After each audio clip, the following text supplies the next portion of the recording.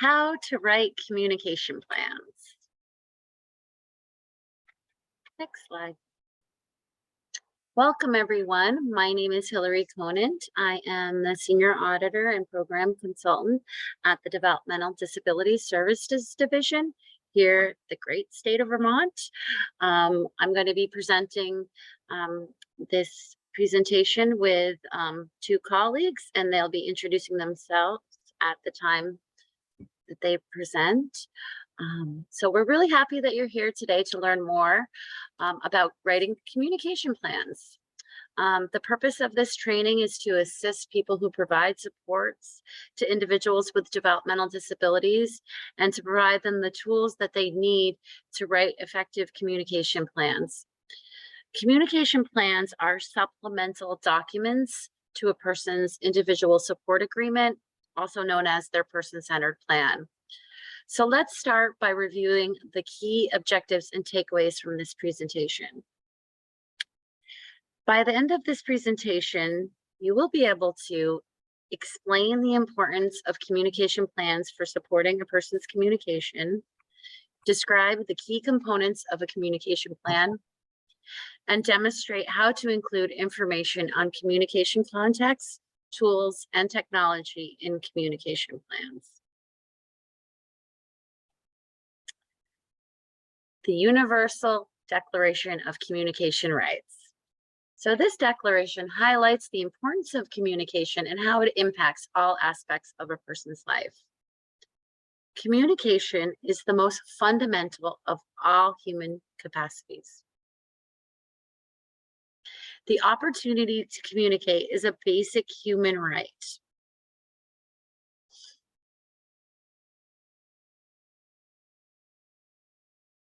Everybody has the potential to communicate. People need to be able to communicate to fulfill their social, educational, emotional, and vocational potential.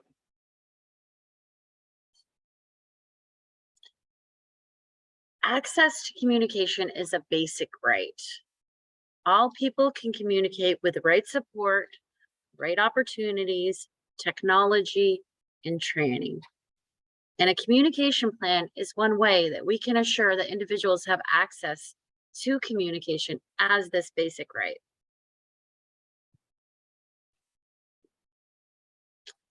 So what is a communication plan? A communication plan describes the different ways a person communicates across various settings. It provides information for communication partners on how to support a person's communication. It includes information about the use of the equipment, aids, and devices that are used for the person's communication.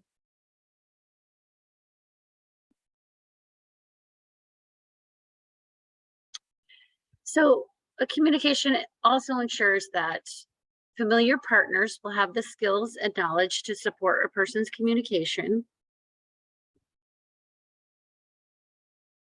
that new partners will learn how the person communicates. New teams will get information about how a person communicates. For example, when a person transfers from one provider agency to another, it's important that their communication plan goes with them for that person's new team.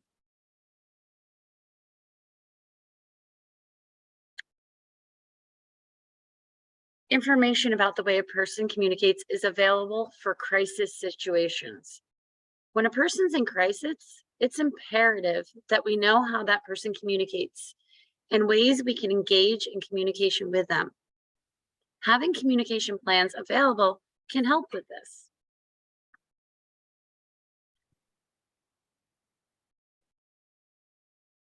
So in summary, a communication plan contains current information about how a person communicates and what strategies communication partners can use to support a person's communication.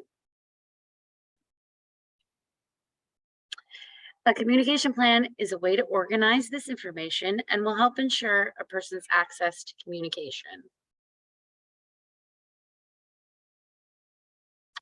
So who are communication plans for? People communicate in diverse ways. It's important to know about the specific communication needs a person has as a part of the larger picture of who the person is.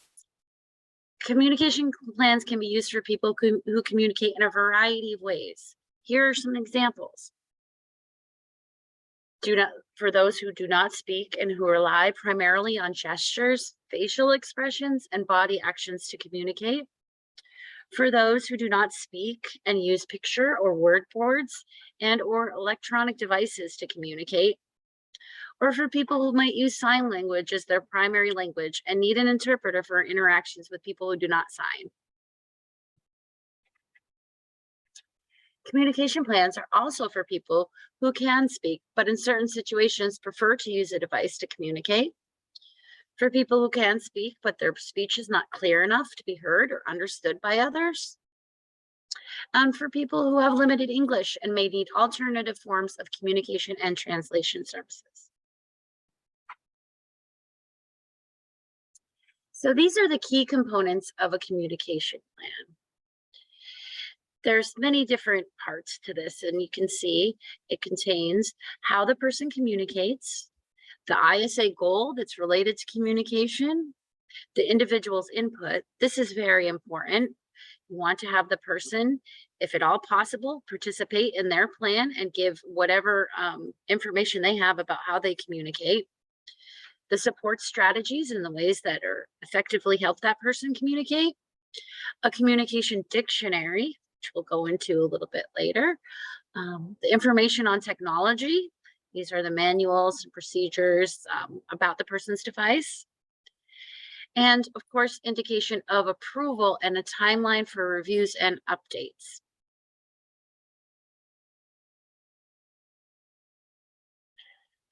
Effective communication plans use person-centered language. They use objective language and include all relevant facts. They use plain language that is accessible and understood by many people. They are descriptive, specific, and use many examples. They are clear and concise. And most importantly, they presume competence and assume the person can and wants to communicate. I will pass it on to Pascal. Hi, everyone. I'm Pascal Chang. I'm the communication specialist at the Howard Center and a member of the Vermont Communication Task Force. So in the previous slide, Hillary had one point that said that the communication plan should be descriptive, specific, and have examples. And so to be descriptive, you want to share examples of all the different ways of communication. So we often talk about that as being total communication, recognizing that every person often communicates in multiple different ways. So you could have, for example, someone might use some gestures sometimes. In this case, someone's using a gesture to wave hi. Sometimes someone may use photos on their phone or device to talk about their vacation. They may use a communication board to choose a snack because their gestures or sign may not work for that. And then some people even might be using typing to communicate, to make a comment, share an opinion, communicate things that are above and beyond what a communication board or gesture can do. So you want to represent all the different ways that a person communicates. And so part of describing the different ways that a person communicates are having descriptions of the different tools that they might use, devices. So on the left-hand side here, well, you see someone who's looking like they're signing together. So you might have examples of the signs they use. On the other left there, you see a board with pictures on it with a window in the middle. That's for someone who uses eye gaze. And then as you go across the screen to the right, you'll see various devices and boards. So you want to make sure in the communication plan that you are describing what those devices, boards, tools are that a person uses. One thing in this day and age is that many people now use technology for communication.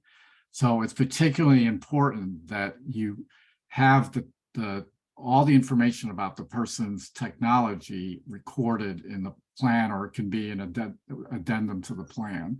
So as an example here, many people now use like an iPad or iPhone. And so essential tech information, as we all know, for example, is someone's Apple ID, their passcode, that enables them to gain access to the device. If you do not have those, you lose those, then that automatically is a barrier to being able to use your device.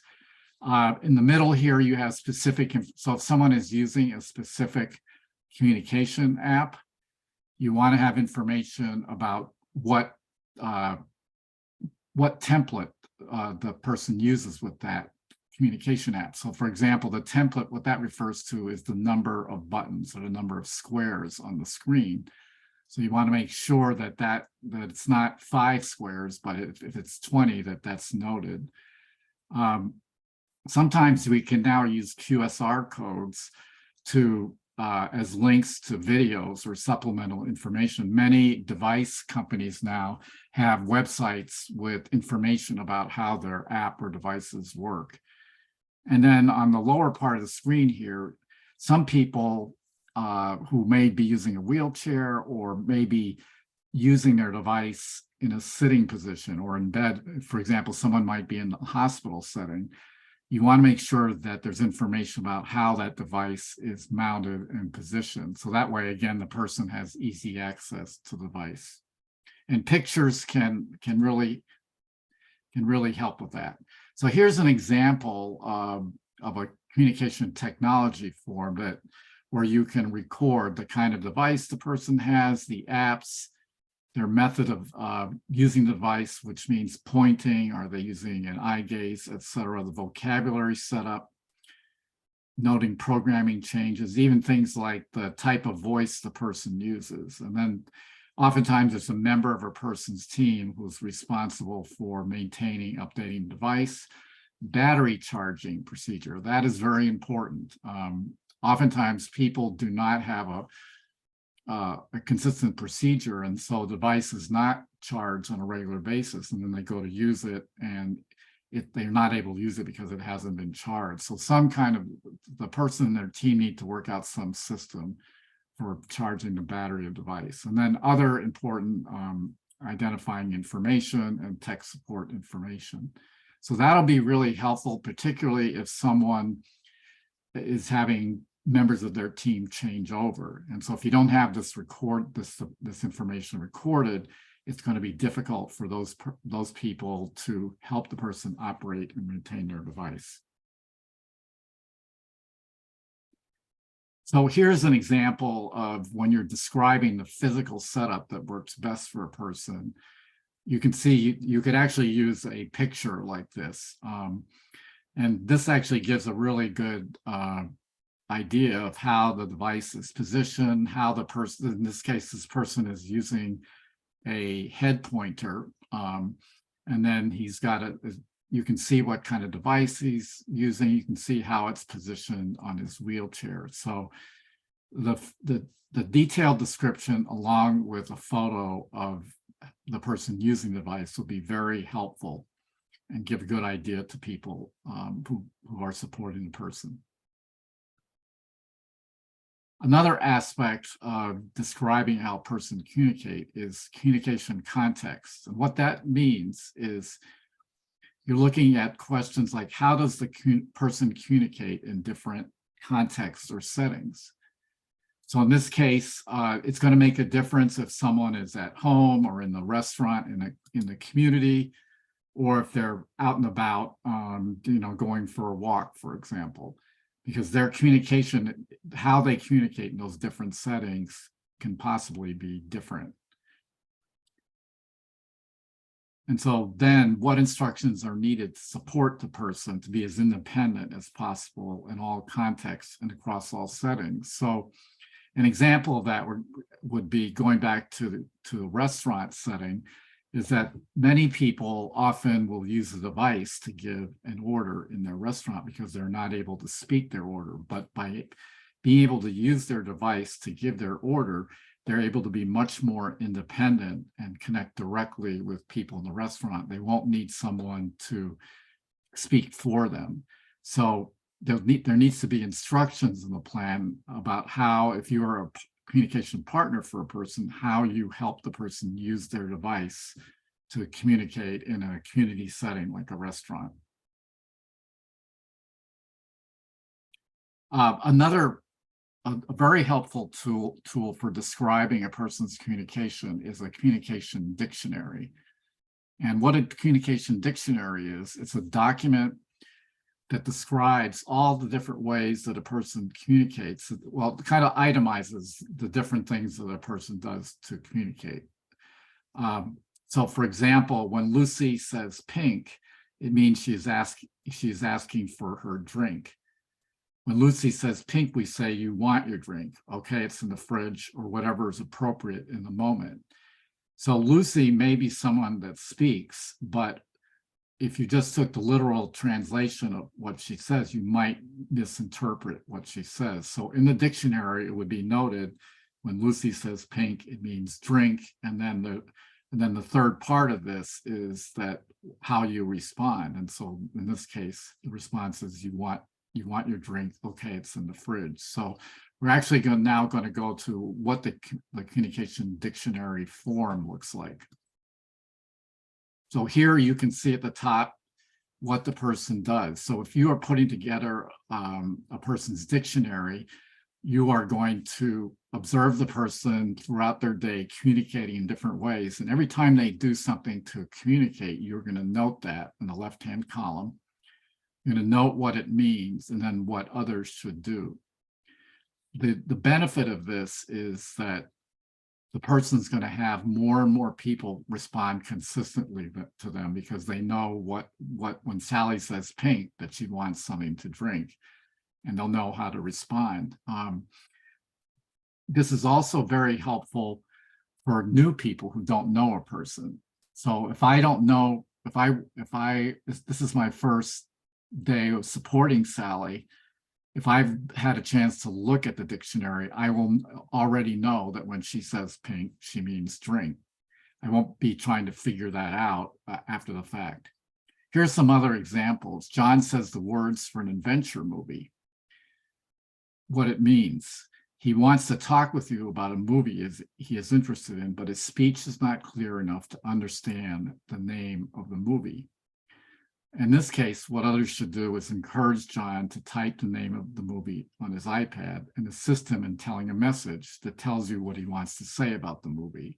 And this is a real life example that I know about where I know the person, he tries to say the adventure movie. I don't know what the movie is because his speech is not clear.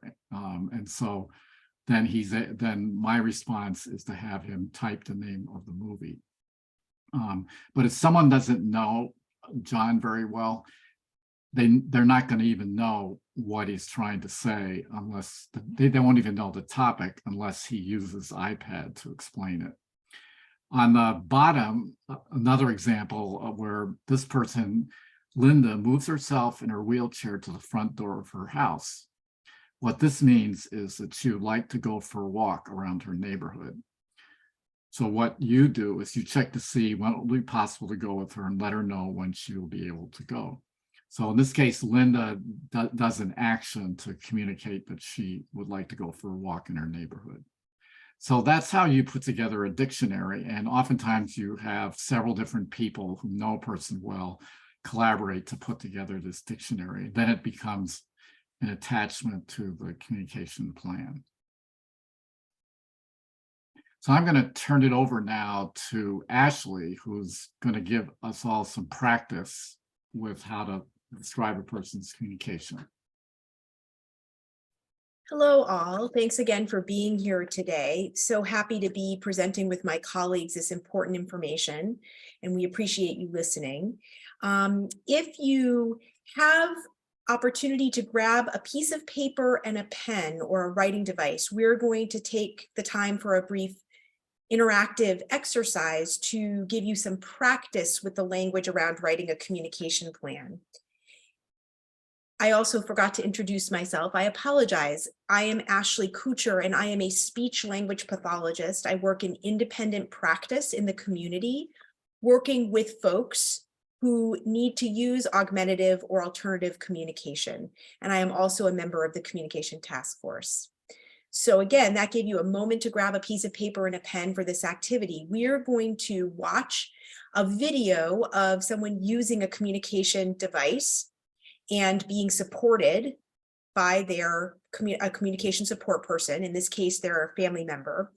And we'd like to then practice a few different aspects of how one might write a communication plan for this individual, including describing the different ways that this individual, who is JJ, communicates, and also what support strategies do we observe and does his brother use to support his communication, and then describing in detail the communication device that he's using and how he accesses it and how the setup of it can occur. So bear with us as we do a little bit of technology shifting, and we're going to play this video, and we want you to keep these different parts in mind as you watch this video.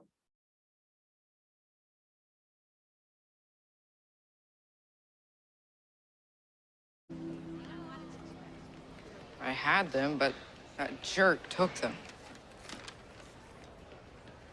Take them back. Sometimes you've got to be bold. Yeah, with small guys. You have our shoes.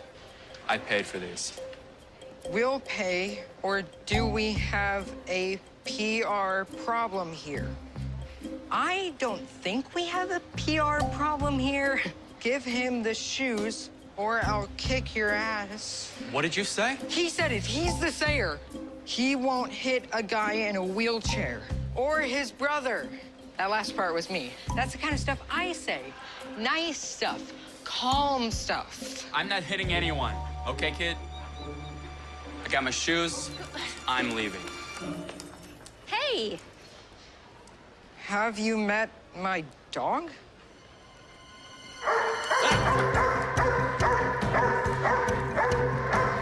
Maybe you should just let him go. Don't. All right, I'll sell you the shoes. Here, take. Thank you. Not sure what just happened, but I'm happy to return the favor. Come on, sweetie. Big day, your big brother taught you to be bold. Taught you to be kind to strangers. Yeah, you did. Mom and Dad aren't gonna believe this. Then Big Brother taught you to shut the H-E. Yep, all right, got it. If you shop at Walmart, you know you don't always.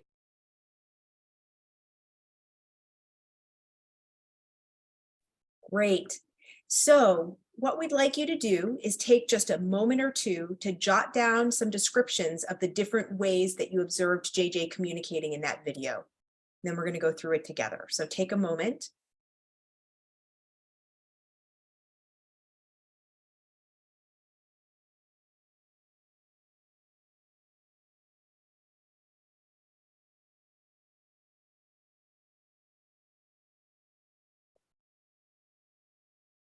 All right, let's go through and describe a few of these together. So describing the different ways that JJ communicates. First, it would be important to include that JJ uses a specific name of that device. So the device that was on his wheelchair and naming the company and the make of that device. It could be an iPad, it could be a Tobii Dynavox, and that is mounted on his wheelchair. And then next, important to describe that JJ uses a set of vocabulary pages in and naming the software that was the basis of all of those words on his device, and that allows him to make sentences by choosing and typing words. And then that the way that JJ puts his messages together is by making sentences by choosing and spelling words using the laser pointer that he wears on his right ear. His message is then read aloud by a conversation partner.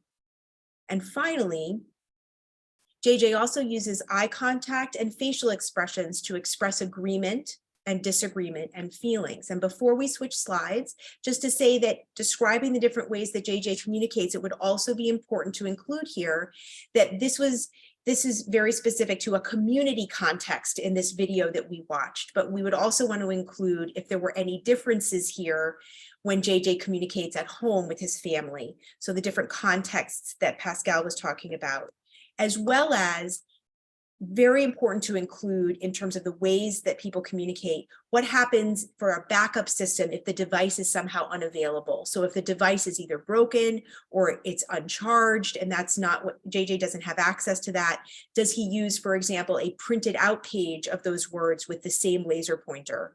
Or so it's important to include the contexts and then what the backup systems are when describing the different ways that JJ communicates.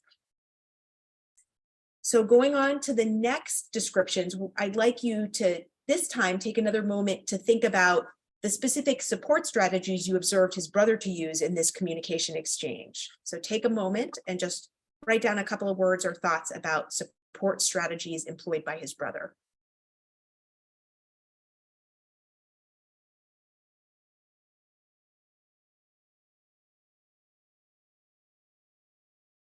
You could also pause each of these videos at this point if that would give you more time to write down some ideas. So let's go through some descriptions of support strategies here. So the first thing is that JJ needs the support person to ensure that his device and laser pointer are placed correctly on his wheelchair and charged every day. The positioning needs to be exactly correct to have the device the right distance from his laser pointer, and his laser pointer needs to be positioned on his ear correctly so that it can accurately pick the words that he wants to use to put together his message. Next, JJ clearly is having his support person read aloud the messages he creates on his device in this case. In many cases, devices speak aloud the message, but very clearly here we described that his brother supported him by reading aloud his message to his conversation partner. And then finally, very important to describe that JJ needs extra time to formulate his message and have them read aloud. So the fact that he's communicating in a little bit of an alternative way just means that people need to be careful to give him extra time to communicate. Next, we're going to move on to talking about exactly how the setup of JJ's device happens, including how he accesses it. And this is where, again, a photo would speak 1,000 words for his setup of his laser pointer and his device. But take a moment here, pause the video, take a moment just to think about the setup and how you would include descriptions of that in a communication plan.